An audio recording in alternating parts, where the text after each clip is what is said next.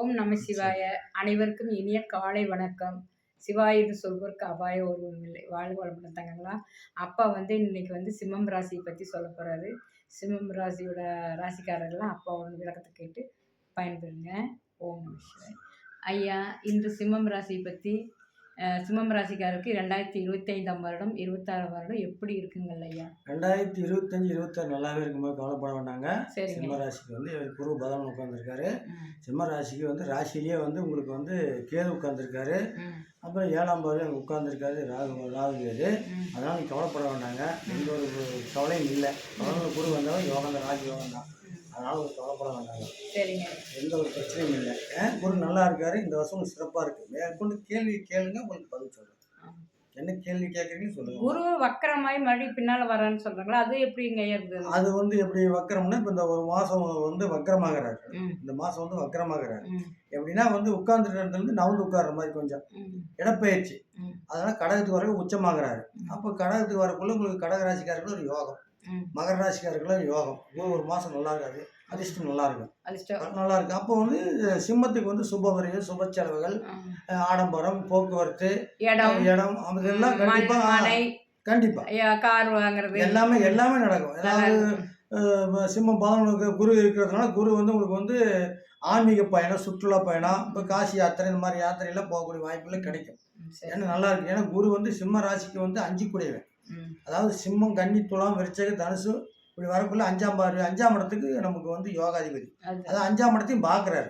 சிம்மத்துக்கு ராசிக்கு 5ஆம் இடத்து 7ஆம் பார்வையும் மிதனத்திலிருந்து பார்க்குறாரு. மிகப்பெரிய யோகம். அதனால தனுசுக்கும் நல்லா இருக்கும், அதே மாதிரி சிம்மத்துக்கும் நல்லா இருக்கும். சிம்மத்துக்கு 11 அப்போ சிம்மத்துக்கு 5 குடிவன் ஆகிறாரு. அவர் 5 குடியும் 11 உட்காந்துருக்காரு. 11 உட்காந்து 7ஆம் பார்வையை அங்கே பார்க்குறாரு, தனுசு பார்க்குறாரு. அப்போ மிகப்பெரிய யோகம். சிம்ம ராசிக்கு இந்த வருஷத்துக்கு அடிச்சுக்கிறதுக்கு ஆளே இல்லை. என்ன வேணால் செய்யலாம், என்ன வேணால் பண்ணலாம், துணிஞ்சு செய்யலாம். தொழில் மாற்றம், தொழில் விருத்தி, தொழில், சொந்த தொழில் சரி எல்லாமே செய்யலாம். அவனுக்கு கவலைப்பட வேண்டாங்க. ஆனால் கேது உள்ள உட்காந்துன்னா அப்பப்போ சின்ன சின்ன மந்தமான ஒரு சூழ்நிலைக்கு உருவாக்குவார். தலைவலி, பிரச்சனைகள் வரும். அது சரியாயிடும். அதனால கவலைப்பட வேண்டாங்க. அதுக்கு டென்ஷன் ஆகுறது, இந்த கோபப்படுறது இந்த சிம்மராசிக்காரர்களுக்கு அதிகமா இருக்குதுங்களா? சிம்மராசிக்காரத்து வரும். அவங்களுக்கு நல்ல எண்ணங்கள் இருக்கு, நல்ல ஒரு செயல்கள் இருக்கு. அது எப்படின்னா பிறருக்காக உழைக்கிறீங்க.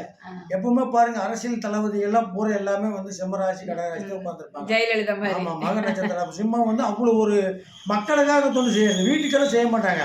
மக்களுக்காக வெளியே போய் என்ன வேணுமோ செய்வாங்க. மக்கள் குறையை கேட்டு எல்லாமே செய்வாங்க.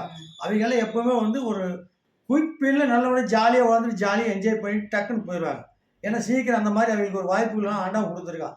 கடகத்துக்கு சிம்மத்துக்கு எப்பவுமே ஒரு ராஜயோகத்தை மகத்தில் பிறப்பவங்க ஜெகத்தை ஆழ்வாங்க. நல்லா இருக்கும், ஒன்றும் கவலைப்பட வேண்டியதில்லை.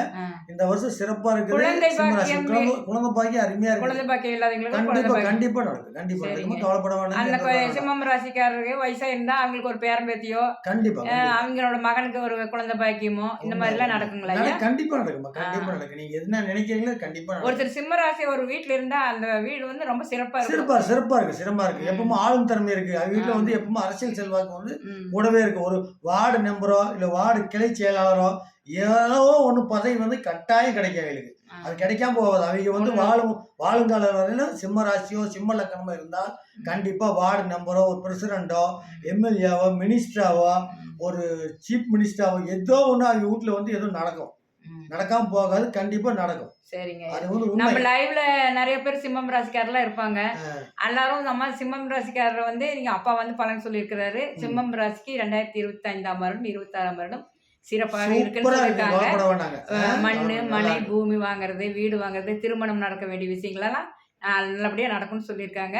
அதே சிவனோட அருளால நல்லபடியா நடக்கணும்னு நாங்களும் வேண்டிக்கிறோம். ஓம் நம சிவாய். வாழ்க வளமுடன். சகோதரஸ்தானத்துக்கு நல்லா இருக்கும், ஒன்றும் கவலைப்பட வேண்டாங்க. சகோதரஸ்தானத்துக்கு நல்லா இருக்கும், பிரமாதமாக இருக்கும். சகோதரர்கள் நல்லா இருப்பாங்க. அம்மா சொன்னது கேள்விக்கு நான் பதில் சொல்லிட்டேன். நீ அடுத்து ஏதாவது சந்தேகம் இருந்தால் நம்ம லைவ்ல வரீங்க, கேட்டு ஏதாவது பிரச்சனை லைவ்ல கேட்டு தெரிஞ்சுங்க. ஓம் நமச்சிவாய். வாழ்க வளமுடன். ஓம் நமச்சிவாய்.